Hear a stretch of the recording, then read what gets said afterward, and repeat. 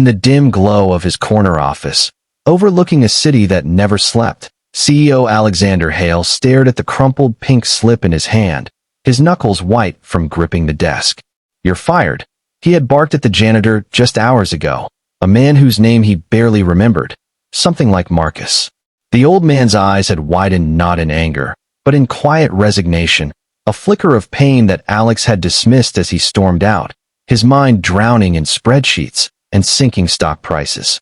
But now, alone in the silence, a voicemail from an anonymous caller shattered the air. "You just let go the one person who kept your empire from crumbling. Check the basement archives before it's too late." Alex's heart pounded. Who was this janitor, really? And what secret had he buried in the shadows of the building Alex thought he owned? Alexander Hale had built Hale Innovations from a garage startup into a tech giant, but the weight of success had cracked him like fragile glass. At 45, he was a widower, his wife Elena lost to a sudden illness 5 years prior, leaving him isolated in a penthouse filled with echoes. Grief had turned him sharp, efficient to the point of cruelty, as he buried himself in board meetings and mergers. The company was teetering, competitors poaching talent, a data breach rumor swirling, and investors pulling out.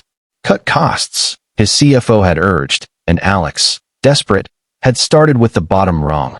The night janitor, Marcus Reed. Marcus was 62, a ghost in the gleaming skyscraper, mopping floors after the executives had gone home to their families. Poverty clung to him like the faded overalls he wore, abandoned by his own kin decades ago after a factory accident left him with a limp and mounting medical bills. His wife had passed young from cancer, and his only son had vanished into the streets, chasing dreams that turned to drugs.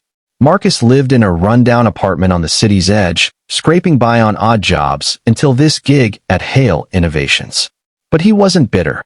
Kindness was his quiet rebellion against a world that had forgotten him. It started small, that act of generosity. One stormy evening, as Marcus emptied trash bins on the executive floor, he overheard Alex in his office, voice cracking on a late-night call. "I can't lose this company, Elena. It's all I have left." Marcus paused, heart aching. He knew grief's hollow bite. Later, finding a discarded photo of Elena in the bin, he didn't toss it. Instead, he polished the frame and left it anonymously on Alex's desk with a note. "Memories are anchors in the storm." Alex had assumed it was from a secretary, but it softened him that day, enough to approve an employee's maternity leave he might have denied. As weeks turned to months, Marcus's compassion wove deeper. He noticed the flickering server room lights during his rounds, a sign of overheating that no one else caught. Though not tech-savvy, he learned basics from library books to fix his own radio. One night, he jury-rigged a fan system from spare parts in the basement, preventing a meltdown that could have wiped critical data. He never reported it, didn't want praise, just to help the place that gave him purpose. Then there was the young intern, Sarah, battling isolation after moving to the city alone. Marcus shared his lunch one midnight, listening to her homesick tears. "Kindness is like a seed," he told her. "Plant it, and it'll grow where you least expect." Inspired, Sarah pitched an idea that landed a minor client, but Marcus faded back into the shadows. Yet struggle loomed. Alex's company hemorrhaged money. A rival firm, Technova, was undercutting them with stolen prototypes, rumors Alex dismissed as paranoia. In his isolation, Alex lashed out, firing staff to trim the fat. Marcus felt the axe coming. Bills piled up, his limp worsened from arthritis, an abandonment scar reopened when he saw a missing persons poster resembling his son. Still, he persisted, leaving small generosities, a fixed coffee machine for the overworked team, anonymous tips on efficiency scrawled on napkins. One evening, as he cleaned Alex's office, he found a confidential file on the desk, a whistleblower report hinting at internal sabotage. Marcus could have ignored it, but compassion stirred. He slipped it into the archives, marking it subtly for later discovery, hoping it would save jobs. The firing came abruptly. Alex, fueled by a bad earnings call, summoned Marcus. "We're downsizing." Effective immediately. Marcus nodded, eyes misty. "Take care of the place, sir.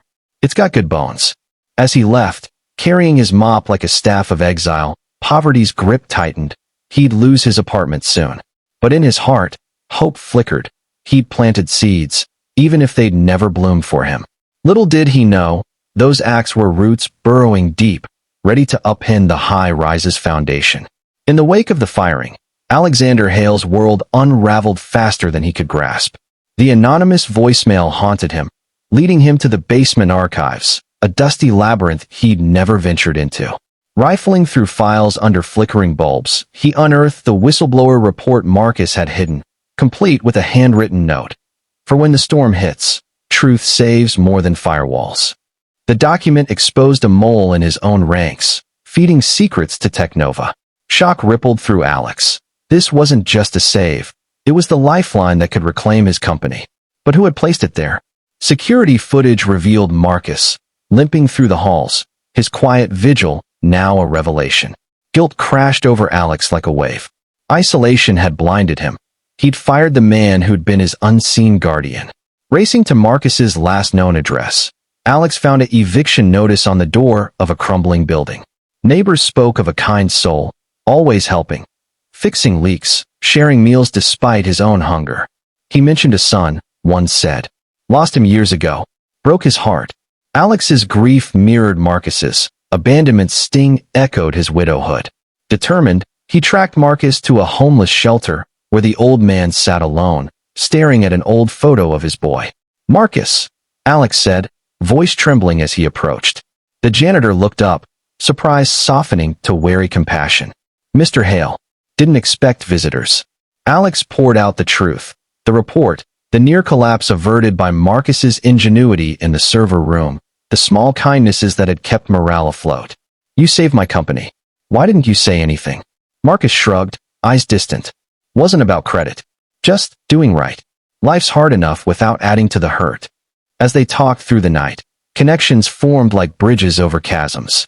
Marcus shared his abandonment, son vanishing after addiction, wife gone too soon, poverty grinding him down.